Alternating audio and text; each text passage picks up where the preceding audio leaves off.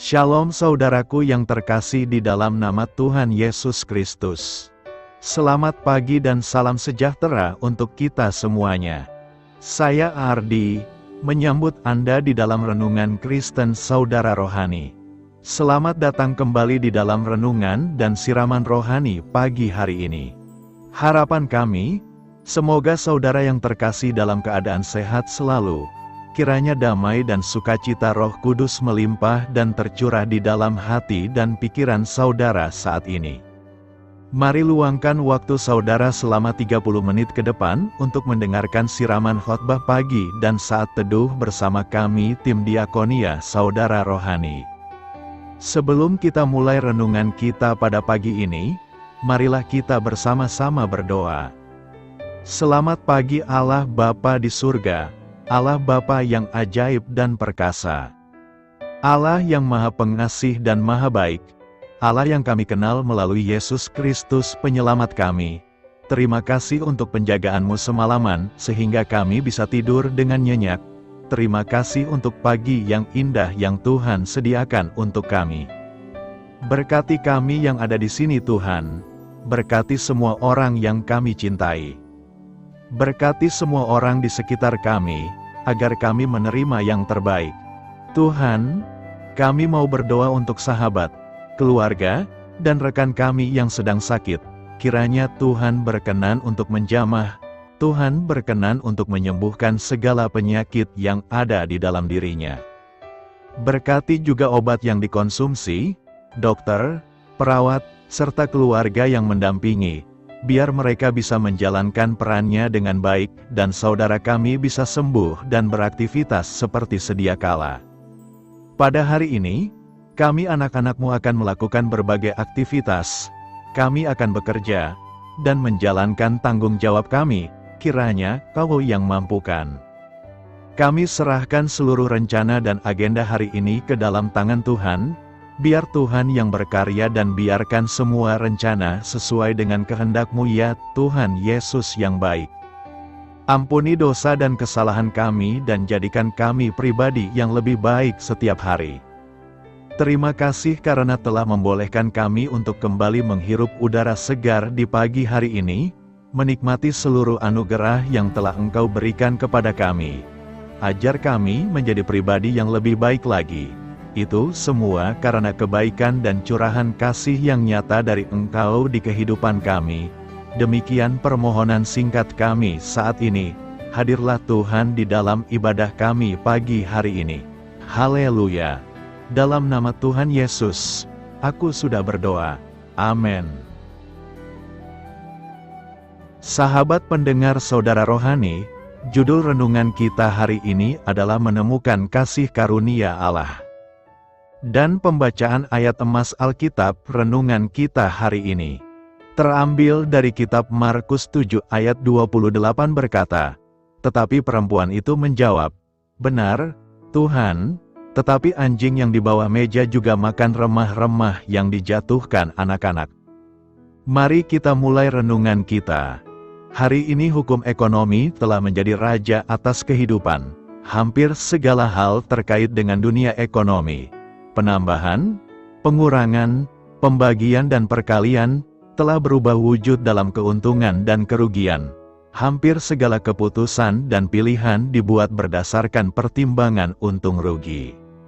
Apa yang dikeluarkan harus sesuai dengan apa yang didapatkan. Pertukaran menjadi seimbang jika dinilai menguntungkan semua pihak. Maka jangan heran jika banyak yang mengalami kesulitan untuk memahami konsep kasih karunia dan anugerah.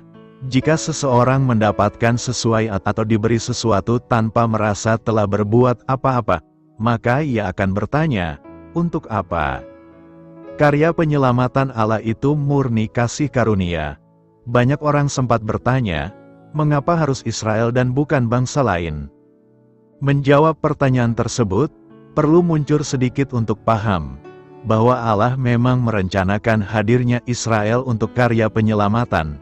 Abraham, Ishak dan Yakub adalah awal mula karya penyelamatan dinyatakan. Yakub diubah namanya oleh Allah menjadi Israel, sampai akhirnya menjadi sebuah bangsa yang besar, di mana karya penyelamatan dilakukan. Lalu bagaimana dengan bangsa lain? Mereka terhisap dalam karya penyelamatan yang sama jika percaya. Meskipun demikian, memahaminya bukan perkara mudah. Seorang perempuan dari bangsa lain datang pada Yesus untuk mendapatkan pertolongan. Anaknya sakit karena kerasukan roh jahat. Rasanya mustahil untuk meminta bantuan Yesus mengingat perbedaan kebangsaan. Dan itu terbukti ketika Yesus pun memberi kesan penolakan saat ia berkata, "Biarlah anak-anak kenyang dahulu, sebab tidak patut mengambil roti yang disediakan bagi anak-anak dan melemparkannya kepada anjing." Merespon pernyataan Yesus, tidak membuat sang perempuan mundur. Dengan metafora yang paralel, ia berucap, "Benar, Tuhan, tetapi anjing yang di bawah meja juga makan remah-remah yang dijatuhkan anak-anak." Imannya yang besar membuatnya teguh dalam pendirian bahwa sang guru dapat menolong. Apa yang dilakukan sang perempuan mengajarkan beberapa hal kepada kita, bahwa iman perlu disertai dengan kerendahan hati. Tanpa kerendahan hati, iman hanya menjadi sebuah kesombongan rohani yang meracuni kehidupan. Bahwa kerendahan hati perlu didasarkan pada sikap sadar diri. Pengakuan akan ketidaklayakan akan membuat seseorang tampil dalam pengharapan, sadar bahwa sebenarnya tidak layak dan mengharapkan kasih karunia dari Allah. Belajarlah dari sang perempuan dalam kerendahan hati untuk menemukan kasih karunia Allah. Tuhan mengetahui isi hatimu. Hati adalah bagian terpenting dalam kehidupan manusia, terlebih lagi bagi orang percaya, karena hidup berkenan kepada Tuhan atau tidak itu sangat bergantung pada apa yang ada di hati kita. Mengapa? Karena bukan yang dilihat manusia yang dilihat Allah. Manusia melihat apa yang di depan mata, tetapi Tuhan melihat hati. Kepada anaknya, Daud juga mengingatkan, "Dan engkau, anakku Salomo, kenalah Allahnya ayahmu dan beribadahlah kepadanya dengan tulus ikhlas dan dengan rela hati, sebab Tuhan menyelidiki segala hati dan mengerti segala niat dan cita-cita." Karenanya kita harus berhati-hati dan selalu menjaga hati kita supaya tetap berkenan kepada Tuhan. Nats khotbah ini dengan jelas menyatakan bahwa segala pikiran dan perbuatan jahat, percabulan, pencurian, pembunuhan, perzinahan, keserakahan, kejahatan, kelicikan, hawa nafsu, iri hati, hujat, kesombongan, kebebalan, dan lain-lain, bersumber dari hati. Semua hal-hal jahat ini timbul dari dalam dan menajiskan orang. Tahu benar bahwa keadaan hati manusia sangat menentukan jalan hidupnya. Itu sebabnya iblis berusaha untuk menyerang dan mempengaruhi hati manusia dengan hal-hal yang negatif dan menjadikan hati sebagai sasaran empuknya. Ketakutan, kekhawatiran, kecemasan, keraguan-raguan, kebencian, kepahitan, dan sebagainya adalah hal-hal yang seringkali dipanahkan iblis hingga manusia menjadi lemah, tak berdaya, putus asa, kehilangan sukacita dan damai sejahteranya. Firman Tuhan menasihatkan, "Jagalah hatimu dengan segala kewaspadaan, karena dari situlah terpancar kehidupan." Jadi kita harus bisa menjaga hati kita dengan penuh kewaspadaan. Waspada berarti selalu berjaga-jaga dan tidak lengah ibarat seorang prajurit yang sedang bertempur di medan peperangan.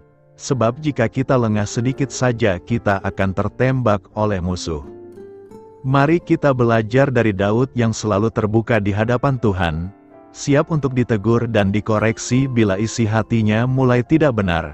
"Selidikilah aku, ya Allah, dan kenalah hatiku, ujilah aku dan kenalah pikiran-pikiranku. Lihatlah, apakah jalanku serong, dan tuntunlah aku di jalan yang kekal." Keberadaan hati kita ini ibarat sebuah kebun. Bila kebun itu selalu kita jaga dan kita rawat setiap hari, kebun itu akan menjadi lahan yang subur dan siap untuk ditanami benih, yang pada akhirnya akan menghasilkan tuaian yang baik. Sebaliknya, jika kebun itu kita biarkan terbengkalai, maka di dalam kebun itu akan tumbuh banyak ilalang dan semak belukar yang justru akan menghambat tumbuhnya benih yang kita semai. Begitu juga dengan hati, kita perlu menjaga, merawat dan menanaminya dengan benih yang baik dan positif yaitu firman Tuhan, sehingga isi hati kita bersih dari segala kotoran. Timbul pertanyaan kita, mengapa kita harus selalu menjaga hati kita tetap bersih? Sebab bila hati kita bersih, murni, Tuhan akan berkenan hadir dan mencurahkan berkat-berkat-Nya. Dikatakan, orang yang bersih tangannya dan murni hatinya, yang tidak menyerahkan dirinya kepada penipuan, dan yang tidak bersumpah palsu, dan berbahagialah orang yang suci hatinya, karena mereka akan melihat Allah. Hal ini menunjukkan bahwa Tuhan menyediakan upah bagi orang-orang yang memiliki hati yang bersih, ada berkat, perlindungan, bahkan ia akan melihat Tuhan. Jadi dia berkenan memilih seseorang dan memberkatinya bukan berdasarkan penampilan fisik, kepintaran, kekayaan yang dimiliki, padatnya jadwal pelayanan atau aktivitas rohani yang dikerjakan, tetapi dia melihat isi hatinya. Bagaimana kondisi hati kita saat ini? Sudah bersihkah atau masih banyak kotoran, hal-hal jahat dan akar pahit yang terkandung di dalamnya? Nah, supaya hati kita bersih dan murni, tidak ada jalan lain selain kita harus datang kepada Tuhan, berdoa dengan mencurahkan isi hati dengan jujur dan membuka hati untuk selalu dikoreksi oleh firman-Nya. Itulah proses menuju kemurnian hati, karena firman-Nya itu hidup dan kuat dan lebih tajam daripada pedang bermata dua manapun. Ia menusuk amat dalam sampai memisahkan jiwa dan roh, sendi-sendi dan sumsum. Ia sanggup membedakan pertimbangan dan pikiran hati kita. Jika hati kita tidak berkenan kepada Tuhan, maka ibadah dan pelayanan yang kita kerjakan juga sia-sia. Dalam teks khotbah minggu ini, kita akan melihat sebuah perjumpaan antara Injil dan budaya. Perjumpaan ini selalu menimbulkan perdebatan yang panjang dan alot. Sebagai manusia yang mewarisi nilai-nilai budaya sekaligus manusia beragama diperhadapkan pada pertanyaan etis. Apakah kita mau mengutamakan salah satunya atau memperlakukan keduanya secara bersama atau bahkan tidak sama sekali? Kedatangan para ahli Taurat dan orang Farisi untuk menemui Yesus diawali dengan sebuah pemandangan yang menarik ketika mereka melihat beberapa orang murid Yesus makan dengan tangan najis, yaitu dengan tangan yang tidak dibasuh. Lalu mereka mempertanyakan hal itu kepada Yesus. Sebagai orang yang hidup di tengah-tengah komunitas Yahudi, Yesus sendiri mengetahui adat istiadat yang dimiliki bangsa Yahudi. Karena itu, Yesus merespons dengan mengkritik cara orang Farisi dan ahli Taurat memahami adat istiadat dan mengatakan, "Sungguh pandai kamu mengesampingkan perintah Allah, supaya kamu dapat memelihara adat istiadatmu sendiri." Kritik Yesus selanjutnya dengan mengutip salah satu bunyi hukum kelima, "Hormatilah ayahmu dan ibumu," yang dalam penerapannya oleh orang Farisi dan ahli Taurat ternyata diberlakukan tidak sesuai dengan apa yang dimaksudkan dari hukum itu, yaitu dengan melegitimasi ketaatan kepada Tuhan dalam bentuk pemberian korban adalah hal yang lebih utama daripada menghormati, mengurus orang tua. Menurut Yesus, hal yang prinsip bukanlah apa yang dari luar dan masuk ke dalam diri orang tersebut yang menajiskan, tetapi apa yang keluar dari orang itu, itulah yang menajiskannya. Karena itu, Yesus tidak menegur para murid yang dinilai menyalahi adat istiadat orang Yahudi. Sebab yang terpenting bagi Yesus adalah apa yang mewujud nyata dalam sikap dan perbuatan. Apakah itu perbuatan baik atau perbuatan buruk? Bukan apa yang masuk, diterima, dipelajari, diresapi, diketahui dan dipahami.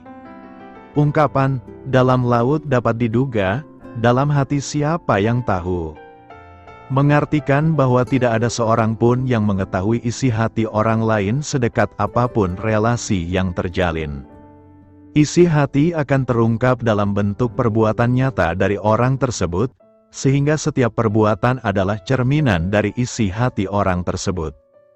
Ajaran Yesus ini mengingatkan kita supaya tidak memusatkan tujuan kita dengan memasukkan banyak hal dari luar ke dalam diri kita, apakah itu pengetahuan, informasi, wawasan, dan sebagainya. Tentu semua yang didapatkan sangat bermanfaat dan mendorong peningkatan motivasi dalam hidup. Tetapi yang mau Yesus tegaskan adalah, apakah yang masuk itu akan mengeluarkan kebaikan atau keburukan. Bisa saja ada banyak pengetahuan tentang kebaikan yang kita terima, tetapi akan mengeluarkan keburukan atau sebaliknya. Disinilah kita meletakkan fungsi hati kita untuk mengontrol semua pikiran dan perilaku kita. Tuhan tidak akan mempertanyakan seberapa banyak pengetahuan, ilmu dan wawasan yang kita miliki. Yang akan menjadi titik tolak adalah seberapa besar hal-hal itu mendorong, mempengaruhi, dan mengontrol kita untuk menghasilkan buah-buah yang baik dan benar dalam tindakan. Kedalaman hati kita menjadi pusat perhatian Tuhan, supaya Roh Kudus membantu kita mengelola dan mempertimbangkan semua yang masuk, sehingga tidak mencelakakan hidup kita. Tidak ada seorang pun dari antara kita yang bebas dari pengaruh adat istiadat kita masing-masing, dan mungkin kita masih terus menghidupinya sampai sekarang. Nilai-nilai kebajikan yang dipelihara dalam adat istiadat kita akan menjadi bermakna jika kita juga mampu memberi makna Injil yang setara dalam pemberlakuannya.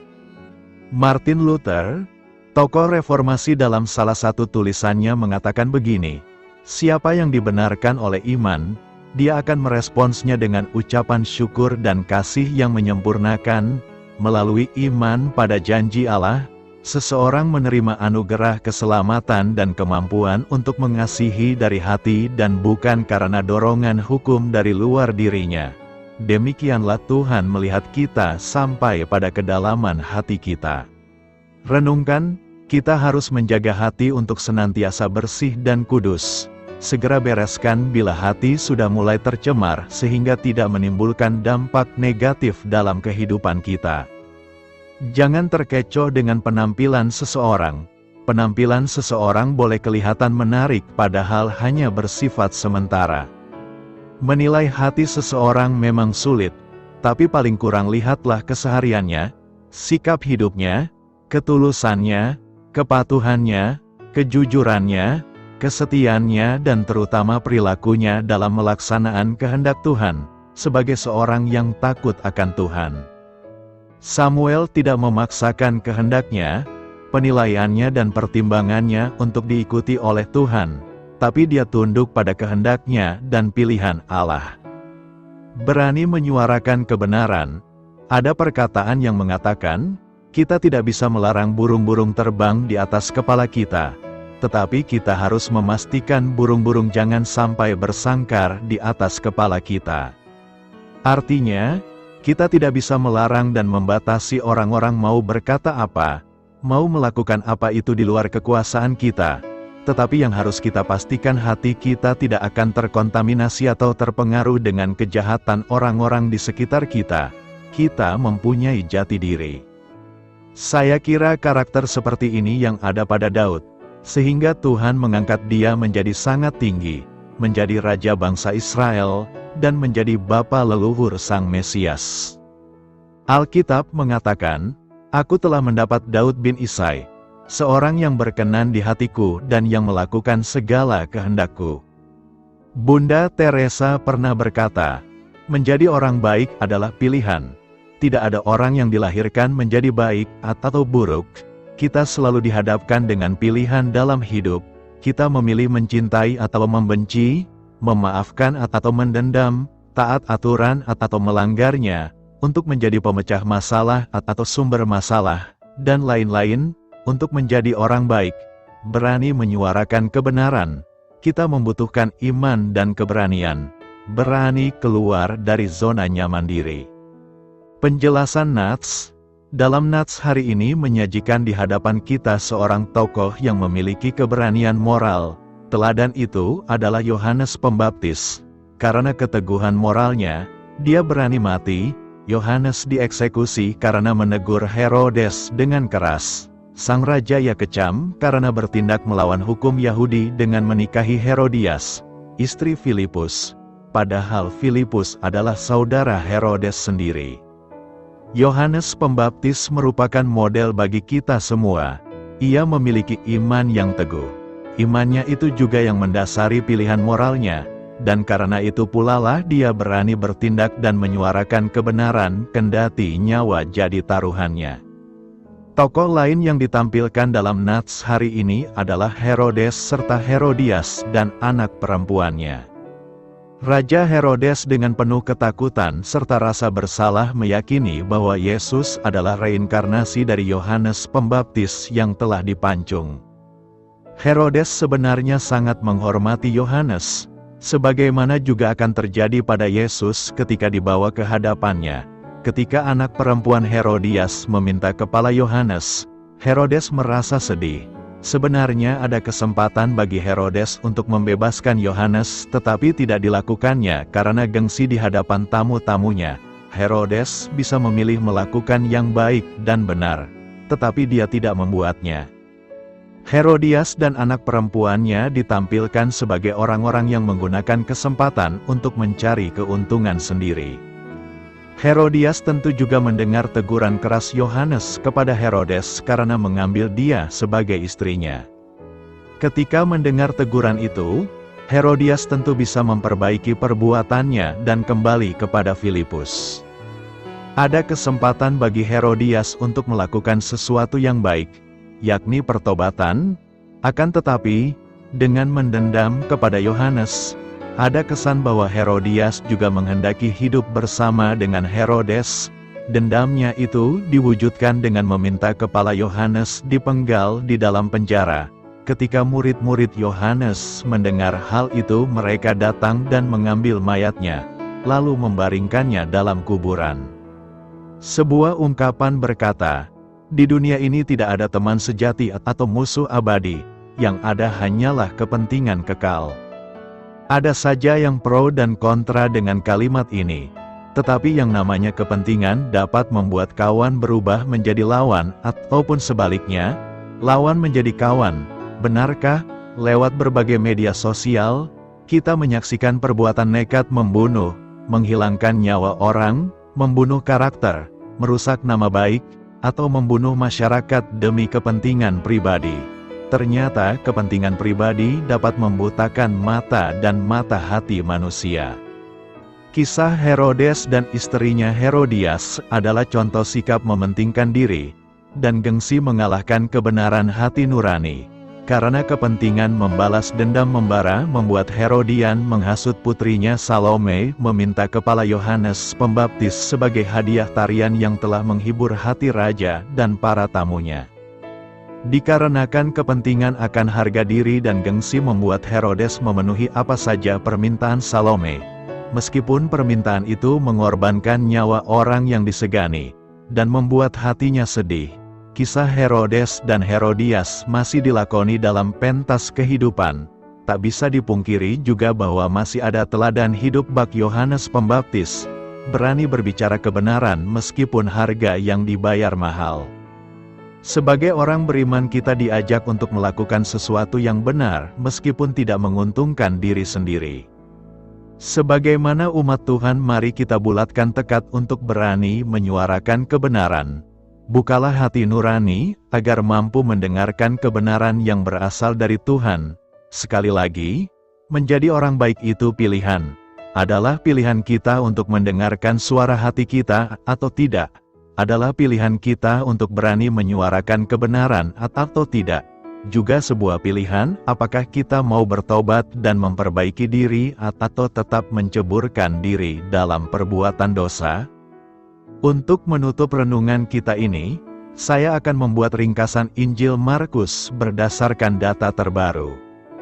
Penulis, meskipun Injil Markus tidak menyebutkan nama penulisnya, para bapak gereja mula-mula bersaksi bahwa Markus adalah penulisnya.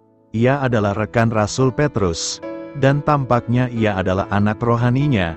Dari Petrus, ia menerima informasi langsung tentang peristiwa dan ajaran Tuhan, dan menyimpan informasi tersebut dalam bentuk tertulis. Secara umum disepakati bahwa Markus adalah Yohanes Markus dari Perjanjian Baru. Ibunya adalah seorang Kristen yang kaya dan terkemuka di gereja Yerusalem, dan mungkin gereja bertemu di rumahnya.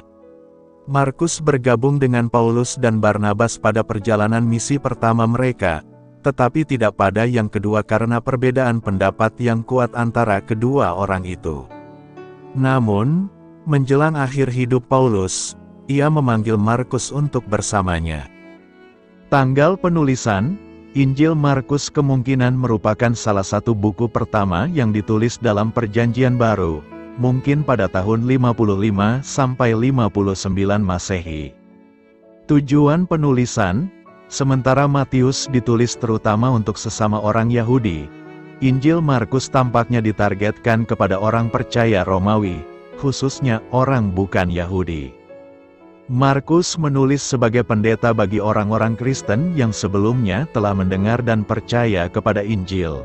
Dia ingin mereka memiliki kisah biografi Yesus Kristus sebagai hamba Tuhan dan juru selamat dunia untuk memperkuat iman mereka dalam menghadapi penganiayaan yang parah dan untuk mengajar mereka apa artinya menjadi murid-muridnya.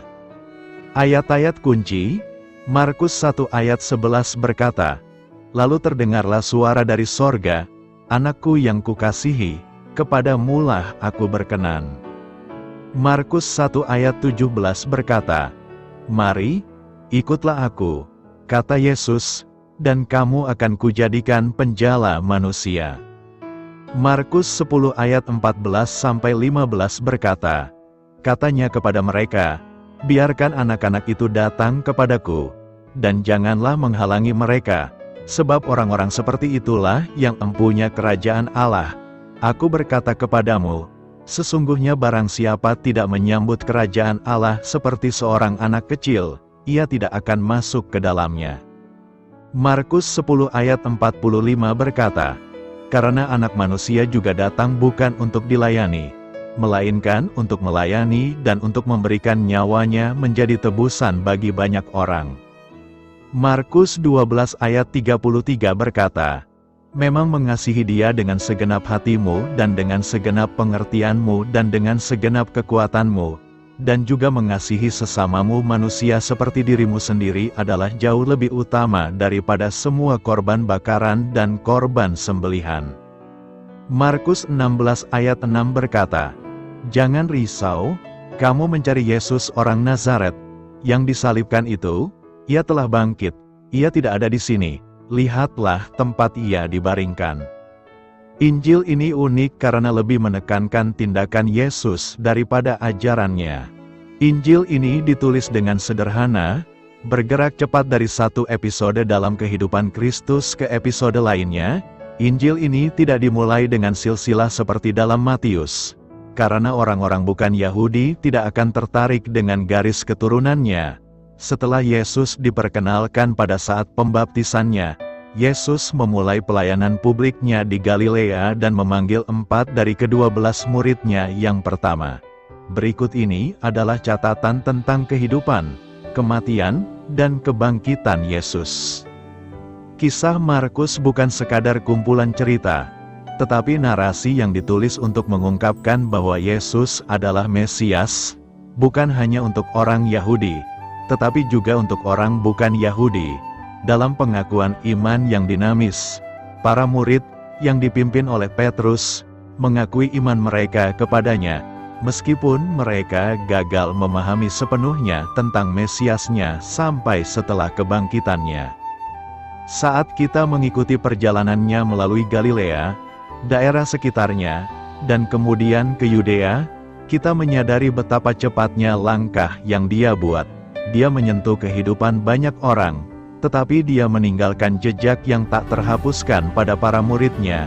Pada transfigurasi, dia memberi 3 dari mereka pratinjau tentang kedatangannya kembali di masa depan dalam kuasa dan kemuliaan, dan sekali lagi diungkapkan kepada mereka siapa dia sebenarnya. Namun, pada hari-hari menjelang perjalanan terakhirnya ke Yerusalem, kita melihat mereka bingung, takut, dan ragu. Pada penangkapan Yesus, dia berdiri sendiri setelah mereka melarikan diri. Pada jam-jam berikutnya dari pengadilan tiruan itu, Yesus dengan berani menyatakan bahwa Dia adalah Kristus, Anak dari Yang Terberkati, dan bahwa Dia akan menang saat kedatangannya kembali.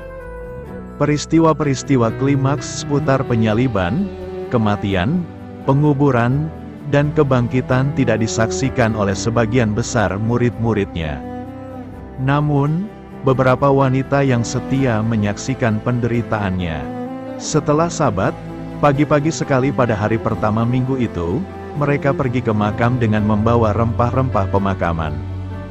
Ketika mereka melihat batu telah terguling, mereka masuk ke dalam makam. Bukan tubuh Yesus yang mereka lihat, tetapi malaikat yang berjubah putih. Pesan penuh sukacita yang mereka terima adalah, Dia telah bangkit. Wanita adalah penginjil pertama, karena mereka menyebarkan kabar baik tentang kebangkitannya. Pesan yang sama ini telah disiarkan ke seluruh dunia pada abad-abad berikutnya, hingga kita saat ini. Karena pembaca yang dituju Markus adalah orang-orang non-Yahudi, ia tidak mengutip dari Perjanjian Lama sesering Matius, yang menulis terutama untuk orang-orang Yahudi. Ia tidak memulai dengan silsilah untuk menghubungkan Yesus dengan para leluhur Yahudi, tetapi sebaliknya memulai dengan pembaptisannya, awal pelayanannya di bumi.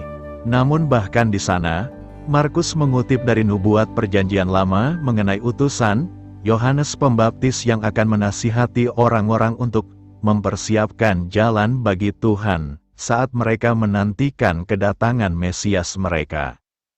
Yesus merujuk kepada Perjanjian Lama dalam beberapa bagian di Markus. Dalam Markus 7 ayat 6, Yesus menegur orang Farisi karena penyembahan mereka yang dangkal kepada Tuhan dengan bibir mereka sementara hati mereka jauh darinya, dan merujuk kepada nabi mereka sendiri, Yesaya, untuk menghukum mereka atas kekerasan hati mereka. Yesus merujuk kepada nubuat Perjanjian Lama lainnya yang harus digenapi pada malam itu juga ketika para murid akan tercerai-berai seperti domba tanpa gembala ketika Yesus ditangkap dan dihukum mati. Ia merujuk lagi kepada Yesaya ketika ia membersihkan bait suci dari para penukar uang dan kepada kitab Mazmur ketika ia menjelaskan bahwa ia adalah batu penjuru utama iman kita dan gereja.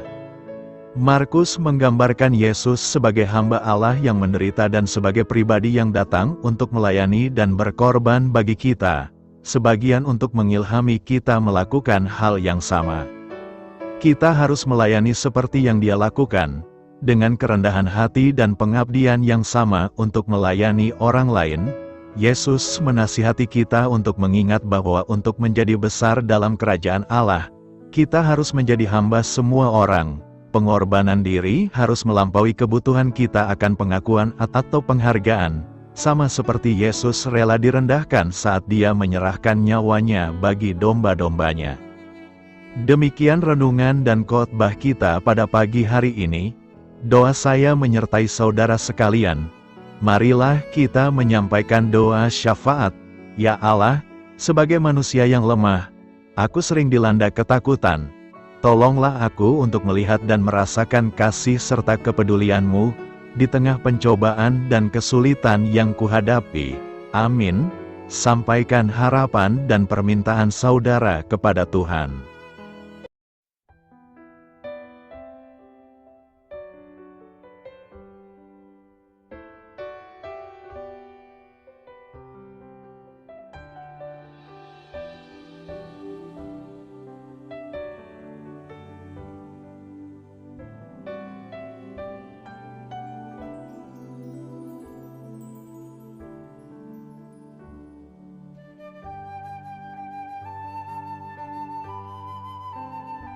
Marilah kita renungkan sahabat saudara rohani. Demikianlah renungan firman Tuhan pagi hari ini. Semoga menjadi berkat dalam hidup kita. Dan sebelum kita memulai segala aktivitas kita pagi hari ini, marilah kita berdoa. Selamat pagi Bapa, malam hari telah berganti pagi. Kehidupan baru telah Engkau berikan kembali bagi kami, Bapa Surgawi. Tolonglah aku menyadari kebutuhan orang lain, supaya aku dapat membagikan apa yang telah Engkau berikan kepadaku. Pada saat aku membutuhkan, berilah aku keyakinan bahwa Engkau akan mencukupkanku, melalui orang-orang yang mengasihi-Mu, bukan karena kami pantas atau layak, namun karena kasih karunia-Mu kami boleh ada, sebagaimana kami ada di pagi hari ini. Terima kasih Tuhan, atas kesempatan baru yang telah Tuhan berikan kepada kami, untuk bisa memperbaiki diri agar kami bisa lebih layak di hadapan-Mu. Hari ini kami serahkan semua perkara dan kesulitan yang akan kami lalui ke dalam tangan-Mu.